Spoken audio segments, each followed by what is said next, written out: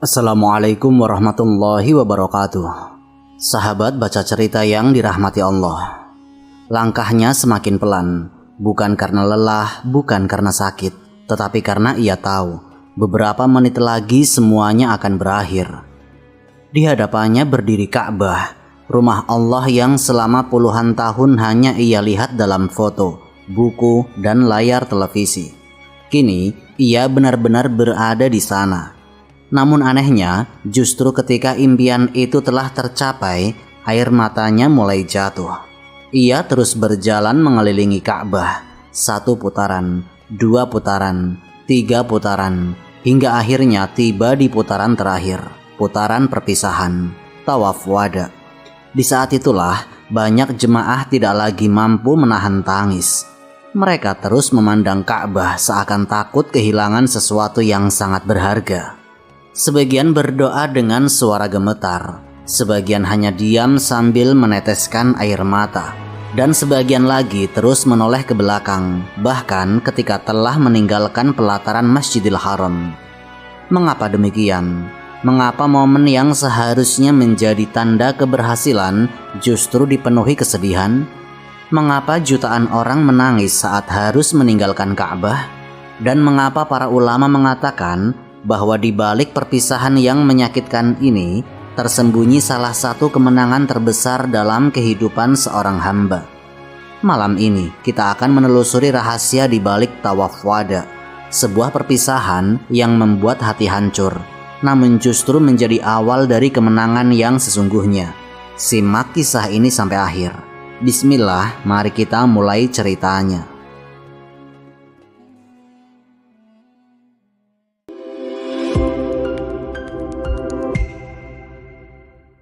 Arafah, saat seorang hamba mengakui kekalahannya.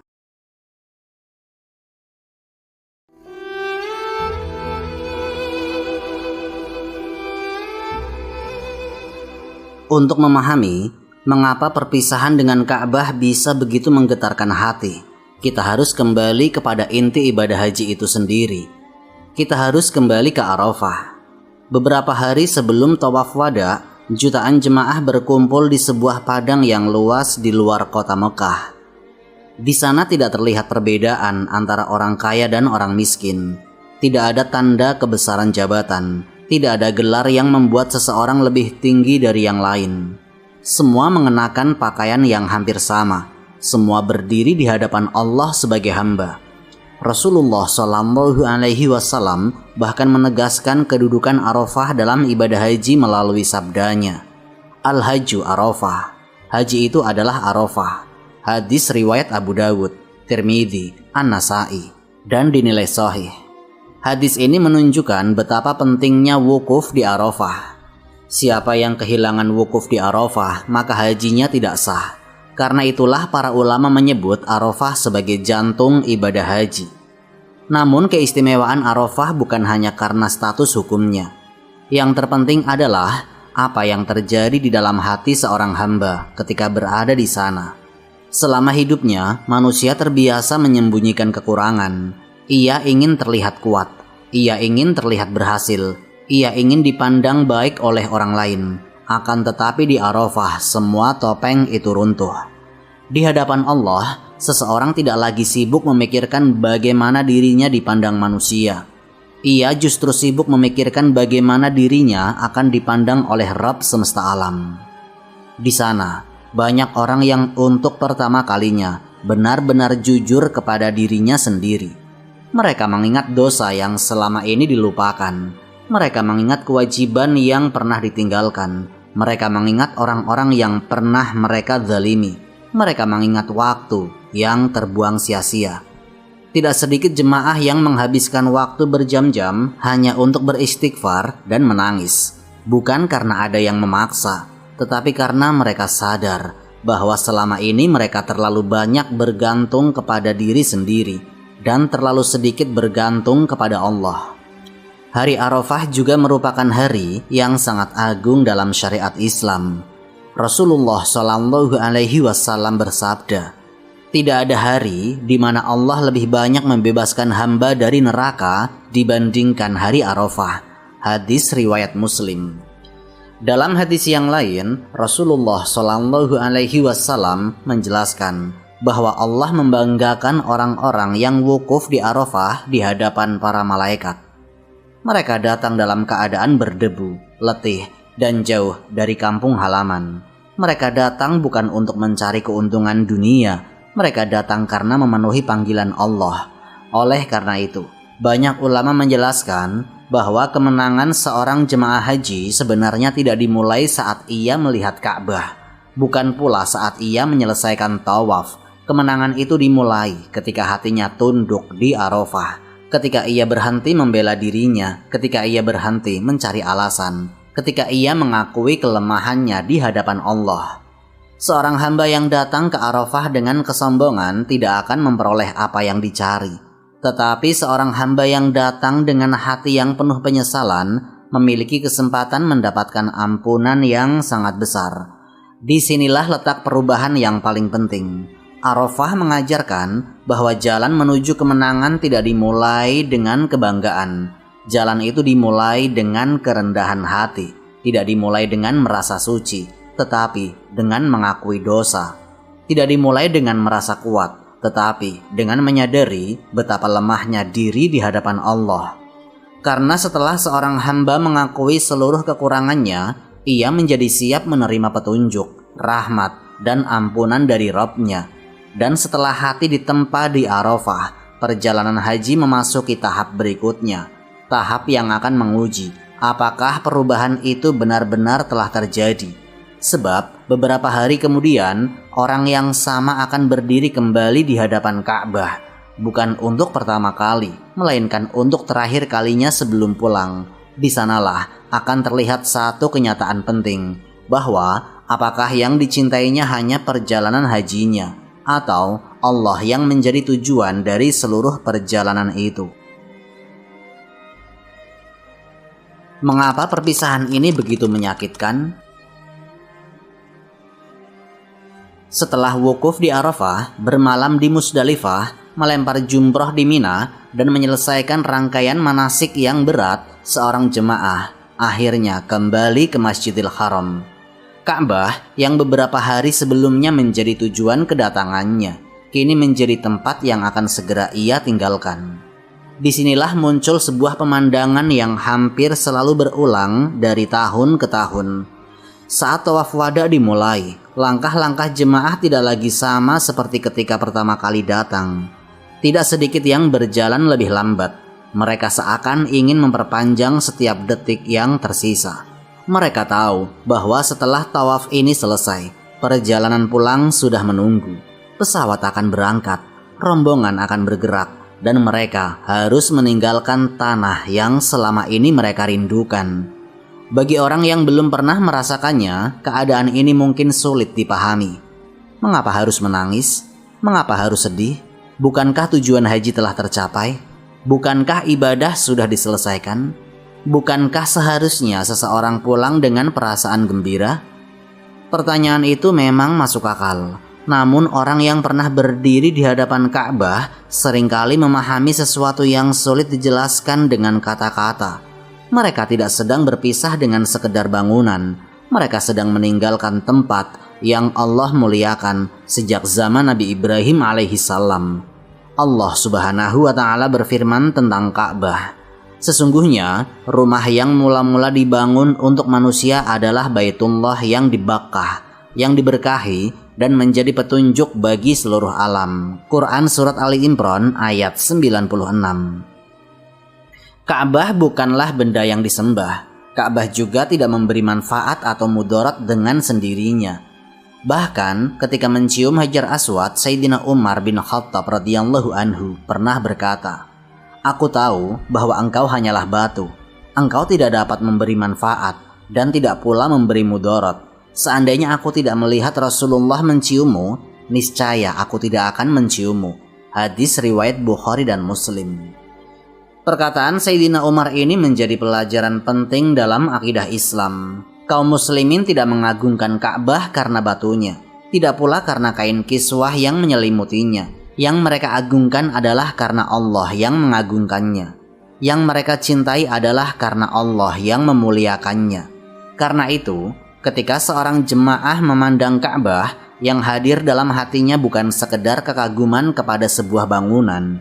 Ka'bah mengingatkannya kepada sholat yang selama ini selalu menghadap ke arahnya. Ka'bah mengingatkannya kepada Nabi Ibrahim dan Nabi Ismail yang membangun pondasinya dengan penuh ketaatan. Ka'bah mengingatkan kepada Rasulullah yang tawaf di sekelilingnya. Ka'bah mengingatkan kepada jutaan doa yang dipanjatkan selama berada di tanah suci. Seluruh kenangan ibadah itu seakan berkumpul dalam satu titik. Karena itulah perpisahan ini terasa berat. Ada sebab lain yang membuat tawaf wada begitu menggetarkan hati. Ketika seseorang datang ke Mekah, ia masih membawa banyak beban, masih membawa kesibukan dunia, masih membawa berbagai urusan yang memenuhi pikirannya. Namun setelah menjalani hari-hari haji, banyak hal berubah. Ia lebih banyak berdoa, lebih banyak berzikir, lebih banyak mengingat akhirat. Ia hidup dalam lingkungan yang hampir seluruh aktivitasnya berkaitan dengan ibadah. Lalu tibalah saat untuk pulang. Saat itulah muncul pertanyaan yang sering menghantui hati para jemaah. Apakah aku masih akan seperti ini setelah kembali ke rumah? Apakah sholatku akan tetap terjaga? Apakah semangat ibadahku akan tetap hidup? Apakah aku masih akan dekat kepada Allah sebagaimana ketika berada di sini? Ataukah semuanya perlahan akan memudar? Pertanyaan-pertanyaan itu membuat perpisahan dengan Ka'bah menjadi lebih dalam daripada sekedar perpisahan dengan sebuah tempat. Yang ditakutkan bukan hanya kehilangan pemandangan Ka'bah, yang ditakutkan adalah kehilangan keadaan hati yang selama ini dirasakan di dekat Ka'bah. Karena itulah banyak ulama salaf tidak terlalu sibuk membicarakan berapa kali seseorang berhaji. Mereka lebih khawatir apakah hajinya diterima atau tidak. Diriwayatkan dari sebagian salaf bahwa mereka berdoa selama berbulan-bulan setelah musim haji agar Allah menerima amal mereka. Mereka memahami bahwa yang terpenting bukanlah berhasil menyelesaikan perjalanan. Yang terpenting adalah diterimanya perjalanan itu di sisi Allah. Maka ketika air mata jatuh pada tawaf wada, seringkali yang sedang berbicara bukan lisan, melainkan hati. Hati yang baru saja merasakan kedekatan dengan Allah. Hati yang belum siap meninggalkan suasana ibadah yang begitu kuat. Hati yang berharap agar semua kebaikan yang telah diperoleh tidak hilang setelah kembali ke kehidupan sehari-hari. Dan menariknya, perasaan semacam ini bukan hanya dialami oleh jemaah haji biasa. Manusia terbaik yang pernah menginjak bumi pun pernah merasakan beratnya perpisahan dengan tanah yang dicintainya. Beliau adalah Rasulullah SAW. Kisah beliau akan menunjukkan bahwa cinta kepada Mekah bukanlah sesuatu yang asing. Bahkan, seorang nabi pun pernah menoleh ke belakang ketika harus meninggalkannya. Rasulullah juga pernah berpisah.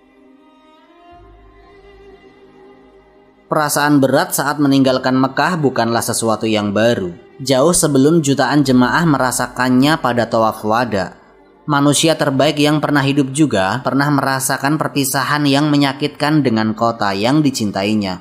Beliau adalah Rasulullah SAW. Mekah bukan sekedar tempat kelahiran beliau. Di kota itulah beliau tumbuh. Di kota itulah beliau menerima wahyu. Dan di kota itulah beliau mengenal Ka'bah yang dibangun oleh Nabi Ibrahim dan Nabi Ismail alaihissalam. Namun ketika kaum Quraisy semakin keras memusuhi dakwah Islam, Allah memerintahkan Rasulullah untuk berhijrah ke Madinah. Sebuah keputusan besar yang mengharuskan beliau meninggalkan tanah yang sangat beliau cintai.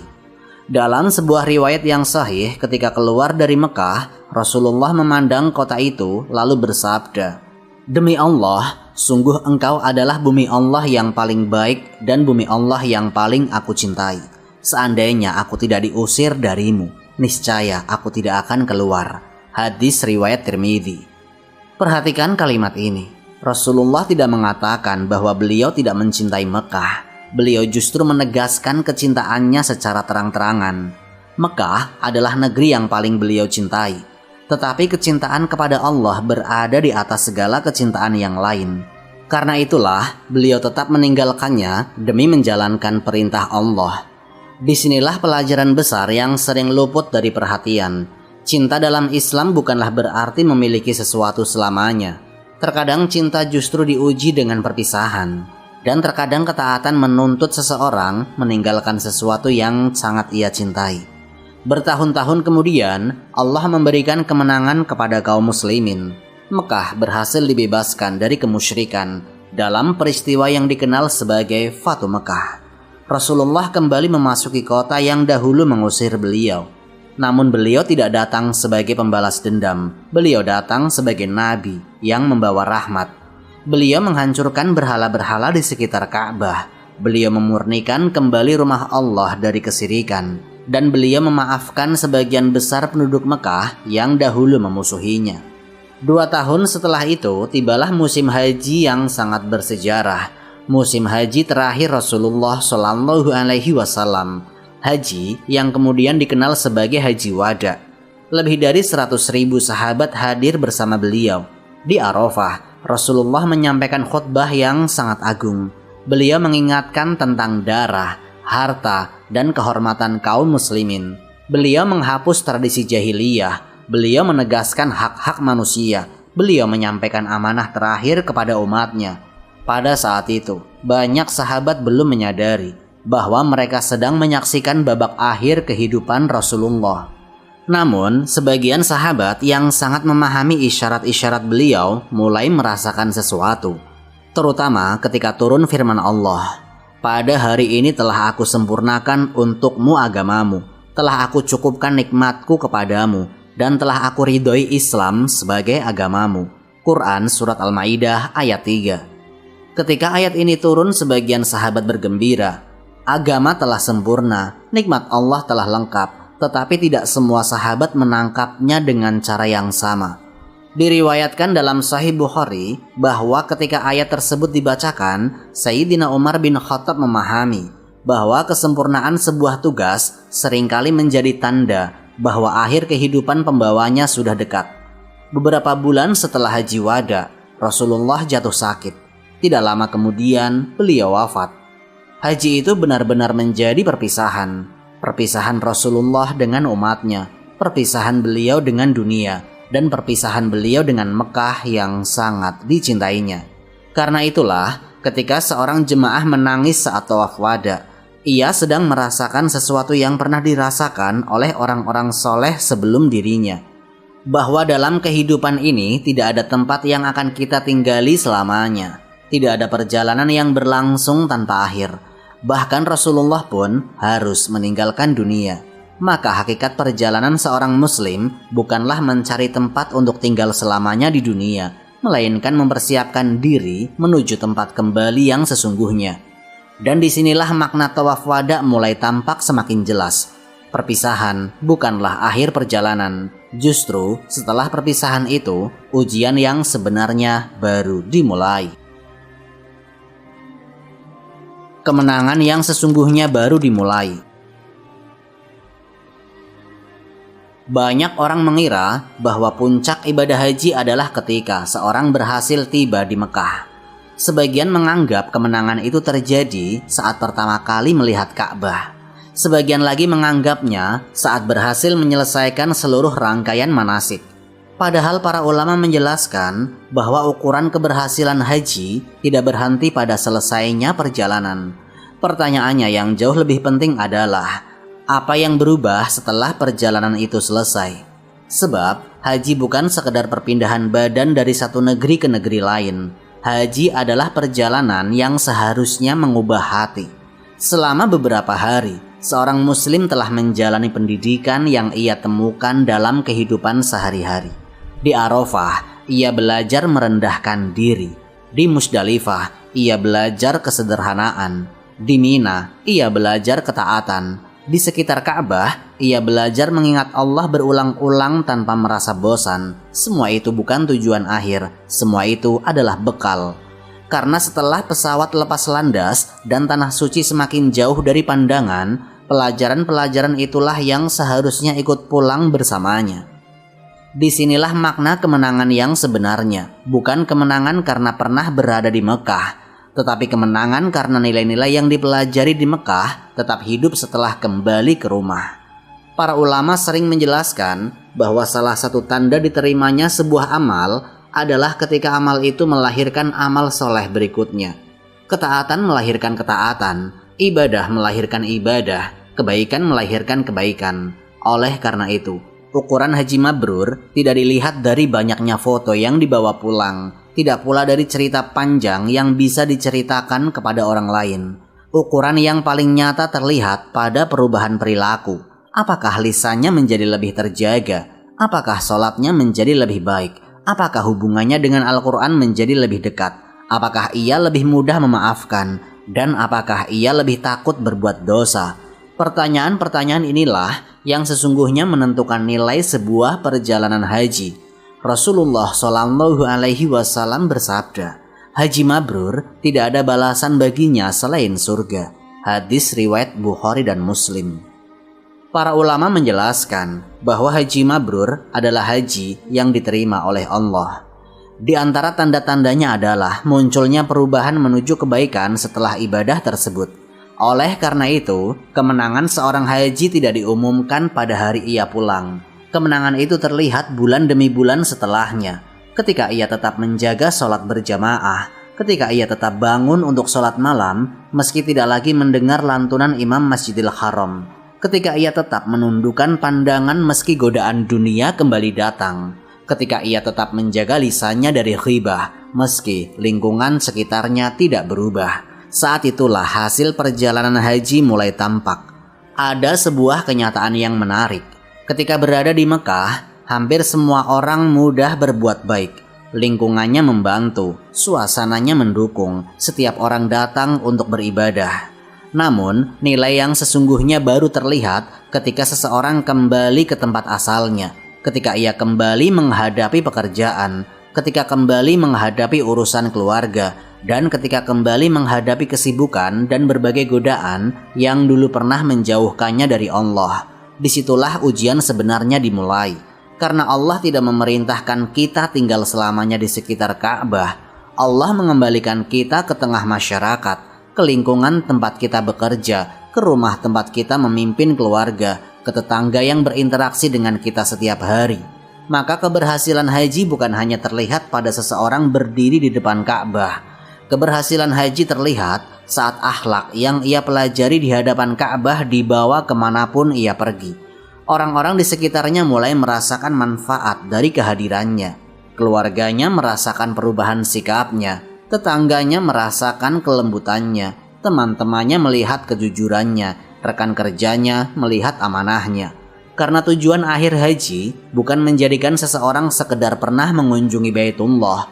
Tujuannya adalah menjadikan dirinya lebih taat kepada pemilik Baitullah. Mungkin suatu hari ia tidak lagi berada di Mekah. Mungkin ia tidak lagi melihat Ka'bah dengan matanya. Namun, jika pelajaran haji tetap hidup dalam dirinya, maka nilai perjalanan itu tidak pernah benar-benar berakhir. Dan justru pada titik itulah kemenangan yang sesungguhnya dimulai. Bukan ketika ia datang ke tanah suci, tetapi ketika ia berhasil membawa cahaya dari tanah suci ke dalam kehidupan yang akan ia jalani setelahnya. Ujian setelah pulang. Ketika pesawat mendarat dan keluarga menyambut dengan penuh kebahagiaan, banyak orang mengira perjalanan haji telah selesai. Padahal, sesungguhnya babak yang paling menentukan justru baru dimulai. Selama berada di tanah suci, seorang jemaah hidup dalam lingkungan yang hampir seluruhnya mengingat kepada Allah. Azan terdengar di setiap waktu, masjid selalu penuh, orang-orang di sekitarnya datang untuk beribadah. Pembicaraan yang sering terdengar adalah tentang doa, amal, dan ibadah. Suasana seperti itulah membuat hati lebih mudah tunduk, lebih mudah khusyuk, lebih mudah menangis ketika mendengar ayat-ayat Allah dibacakan. Namun, ketika kembali ke rumah, keadaan berubah. Rutinitas lama mulai datang kembali. Pekerjaan menunggu, tagihan menunggu, urusan keluarga menunggu. Telepon kembali sibuk berdering. Pesan-pesan kembali berdatangan. Kesibukan yang dulu pernah ditinggalkan perlahan mengambil kembali ruang dalam kehidupan. Disinilah banyak orang mulai merasakan sesuatu yang sulit dijelaskan. Mereka merindukan Mekah, mereka merindukan Ka'bah, dan mereka merindukan suara adzan di Masjidil Haram. Bahkan mereka merindukan suasana ibadah yang selama beberapa hari memenuhi hidup mereka.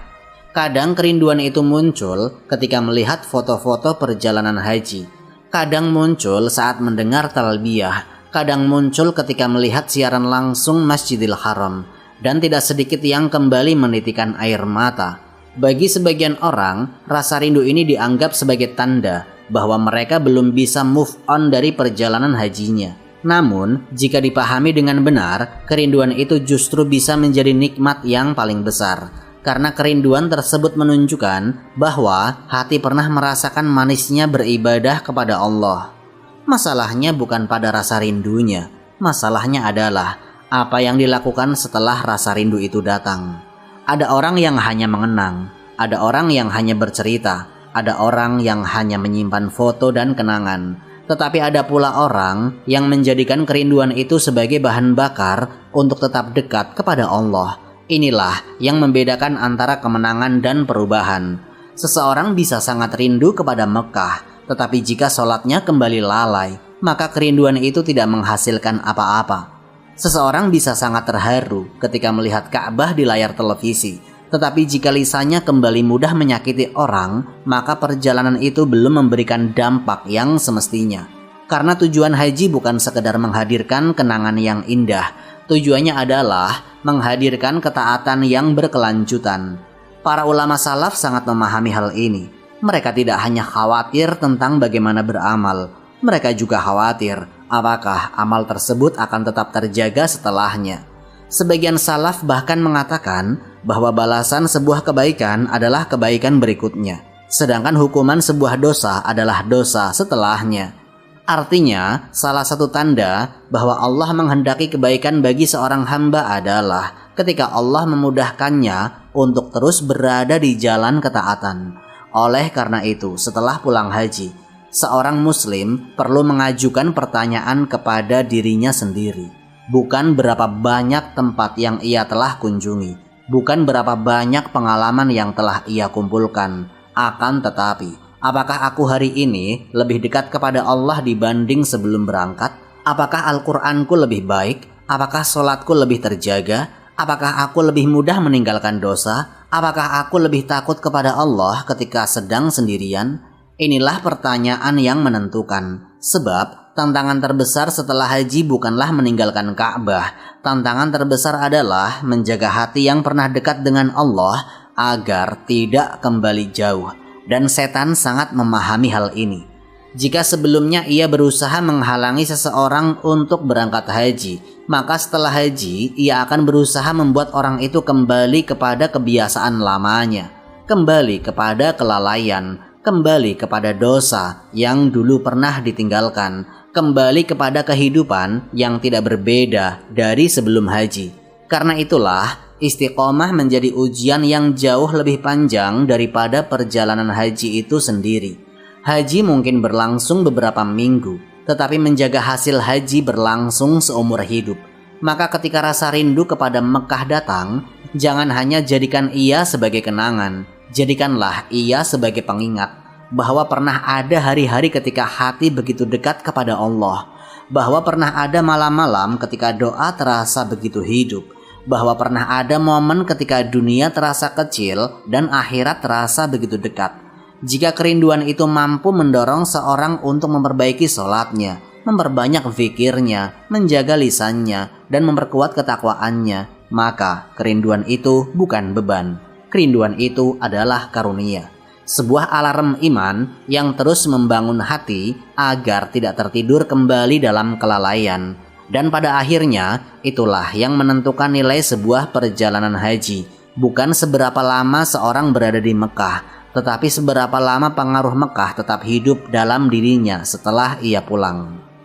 Wallahu a'lam bishawab. Semoga kisah ini memberikan manfaat dan menjadi pengingat bagi kita semua untuk terus memperbaiki diri serta meningkatkan ketaatan kepada Allah Subhanahu wa Ta'ala. Lebih dan kurangnya mohon dimaafkan. Yang benar datangnya dari Allah Subhanahu wa Ta'ala. Khilaf atau keliru itu datangnya dari saya pribadi sebagai manusia biasa. Sampai jumpa di kisah-kisah inspiratif berikutnya. Akhirul kalam, wassalamualaikum warahmatullahi wabarakatuh.